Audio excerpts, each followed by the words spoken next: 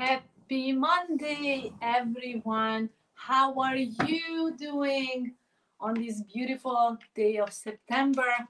We are welcoming you with Albert. Albert also say hello. Hello, everyone. I am Albert. I'm a bull terrier.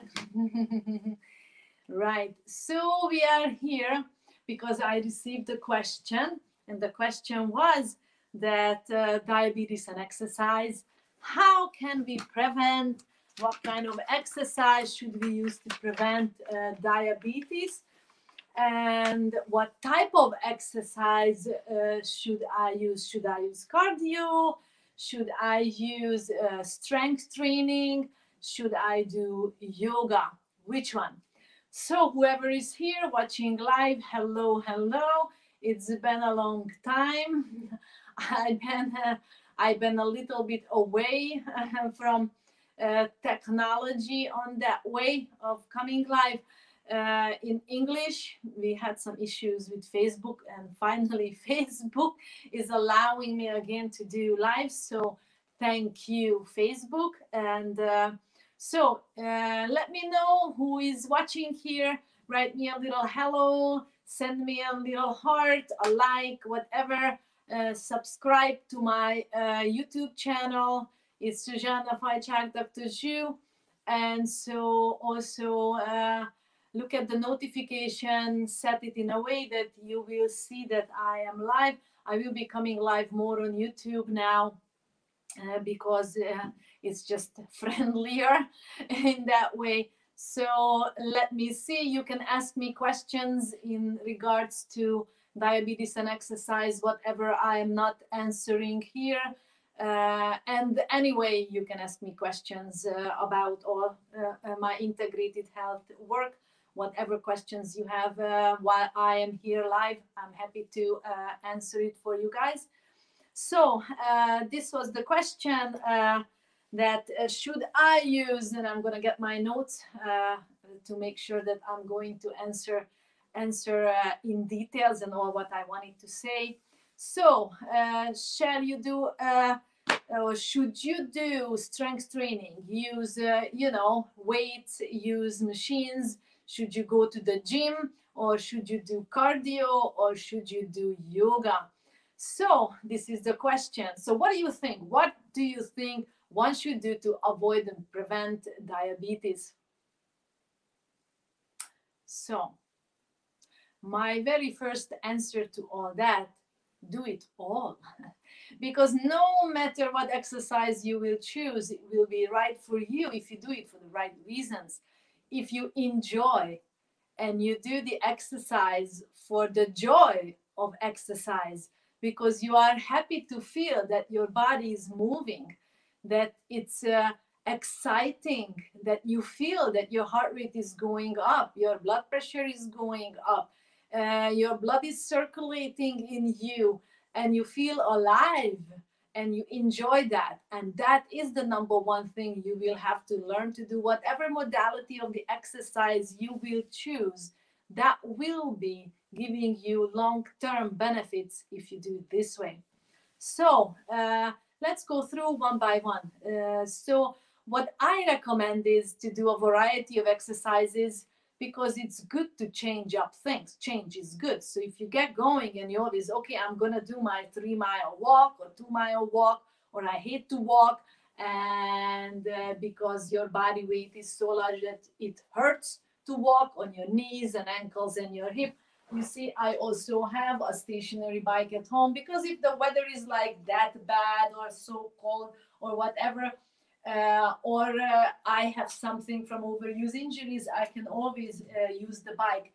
And any other ways, if there is nothing you can do going outside, you can do squats in place. You know, that's the easiest thing to do to get your heart rate up. So whatever modality for cardio you will be choosing to get your heart rate up, just do it. Okay, if you have stairs and you walk up and down the stairs, that's also excellent. So what I'm going to recommend here, instead of doing something for a long time, learn what is RPE, rated perceived exertion. do something as long as you get out of breath. So you have to do something. You have to do something. You cannot expect to stay on a resting heart rate and exercise and get benefit. That's just nonsense. So you have to actually do effort. You have to actually put something into it so your heart rate will elevate up. So, and you should be happy about it. So the RP scale means that it's from 1 to 10. We will be rating your exertion. How heavy is the exercise? How difficult is the exercise what you do? If it's 1, 2, and 3, it's very easy. 4 and 5, it's getting a little harder. It's medium. 6 and 7, it's getting harder, like 3/4 of a way. And then 8, 9, 10 is getting very difficult, and 10 is maximum. I can't do more. So if you learn to do your work regimen of the exercise, getting on a bike, doing a faster pedaling, or walking outside on a little bit of faster speed until you reach 6, 7, 8 of the RPE. Or if you get a little more trained and you say, okay, I'm getting out of breath, maximum 9 and 10, but I would say rather stay with the 8 and the 9. Then you start slowing down, walk, or do a few yoga exercises. Now, what I'm teaching you here to do is merge and blend different exercise modalities for better benefits. So that's how you do it. So if you kept your heart rate up on that RPE scale of 7, 8, or 9 for 30 seconds, so you walked up to that rate, you worked up to that rate, you kept it up 30 seconds, you come down and you start doing a few yoga movements with deep breathing through your nose. If you can't keep the nose breathing, you must do the mouth breathing because your heart rate is so high up. Then you do it until your heart rate calms down so much that you can come back to the nostril breathing. So that is very important that you start to do a little interval training. So your heart rate calms down and you can come back again, get up on a bike, start walking again, start a little jogging again until you get your heart rate up so much that you can do more or less than that, 7, 8, 9 on the RPE scale until you stop again. You do a few yoga exercises, standing yoga exercises. If you have any questions on that, I have many videos on my YouTube channel to find short little exercises for that. So then you do it again. You should be repeating 5, 6, 7, and 8 times. So you work yourself up to that point. So if you do 5 intervals of your bringing your heart rate up and cooling down, up and down and up and down, it's a good start. Do this 3 times a week, every other day, and see what happens. In between, you can just walk with a stretch before and a stretch after. There are many stretching little videos up there you find in yoga on my YouTube channel, so as on my Facebook. If you have any questions, send it to me on that. So if you are in the mood to do some upper body training, I have water bottles here for my dumbbells. And I am also sitting on an exercise ball, okay? And then so it's very easy because you can bring together and merge your lower body exercise, which is riding the bike or walking outside, having your little dumbbells in one corner. If you are able to get to a park and do your exercises there, and do some upper body with the weights, with the dumbbells. I have many videos on that as well, what you do for your shoulders, but I'm showing to you all those which are very easily done and it's very necessary. This is for the supraspinatus, and here we are for the external rotators, and here again for the upper backs. Okay, so you do 10, 15, 20 of these, and then again you hop back on the bike, and then you do another bout, or you walk, or you do squats. So you start the intervals again. It's very exciting. It's not boring at all. And moreover, why I am recommending you this type of modality, because it's with the modern terminology, it's a hyper intensity interval training, which means that it starts to create, elevate, increase your growth hormone up to 700 times more than any other exercise form. So you no longer need to run marathons if you don't want to, or do long 45-minute walks or runs or whatever, because this little mini interval training, heat training, will just do the trick for that. So you will maximize your fat burning, you will have energy all day long, so the fat burning keeps up all day, and your blood sugar regulation will be great all day long.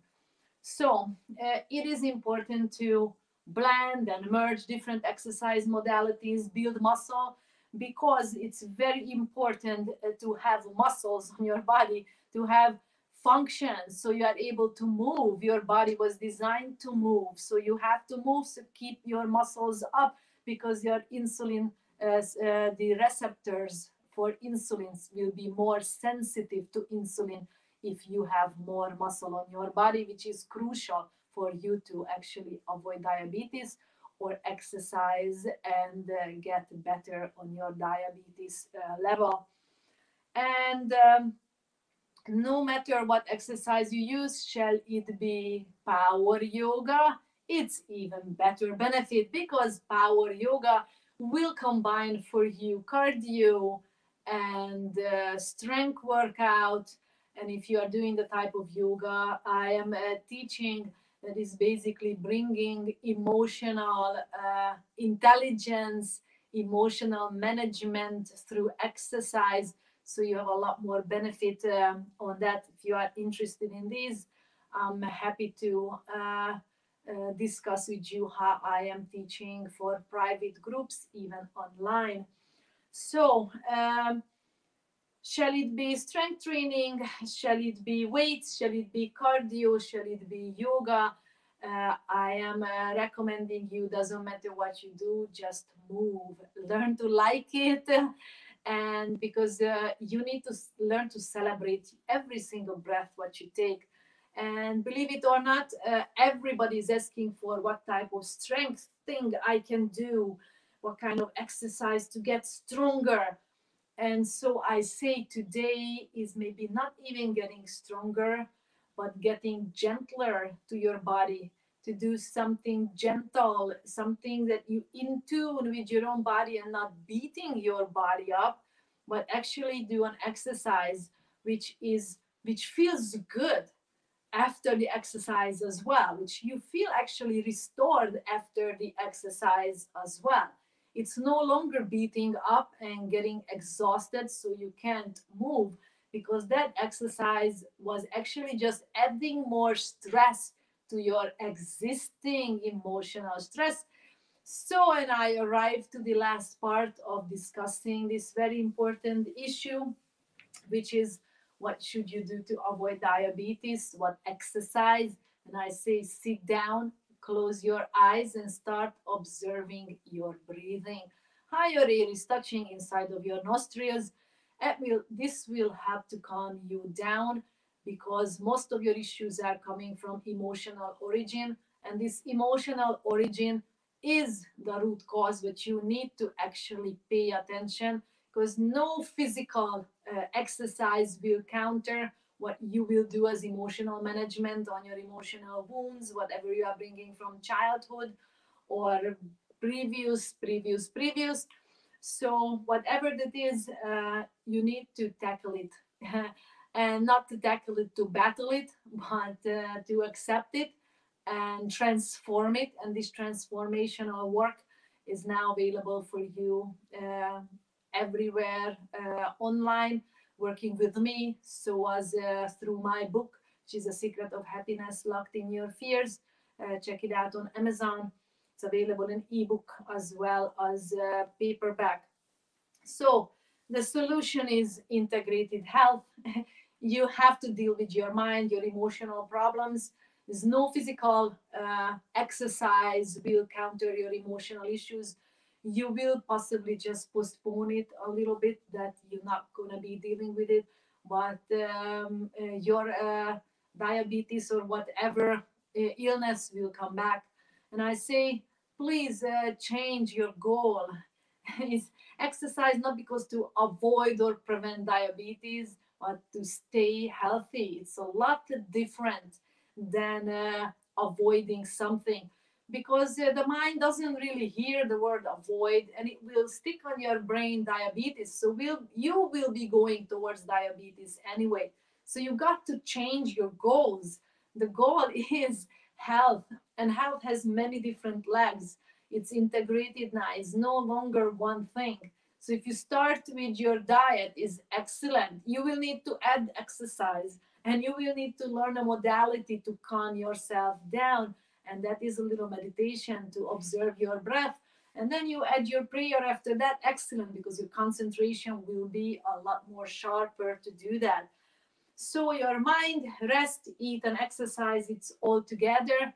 And if you have any questions regarding your personal exercise, what should you do? How should you change up your daily routine? How should you set up your weekly routine? I'm happy to give you a little insight on that and specifics on that. And moreover, is to help you to fix all that emotional background. So you will have on inner guided nutrition. So your body will tell you what to eat, how much to eat. Your body will tell you what to exercise, how much to exercise, right? And also to rest and allow yourself to rest. And for this, I like to say yin yoga is a beautiful exercise modality, because it's no longer how strong we are, how tough we are, what kind of a difficulty we can go through, but how gentle we are, how adaptive did we become to all the changes what are around us. And so it's no longer strength. And I would say it's not about how smart you exercise, but how intuitively you exercise. So it's all written inside you. All those little voices are in your heart telling you what to do and how much to do. And I like to help you to find that little voice. So finally, you listen to it and be guided by it, and it will keep you healthy. It will keep you living a meaningful life. And I guess that's the beauty of it and the most of it.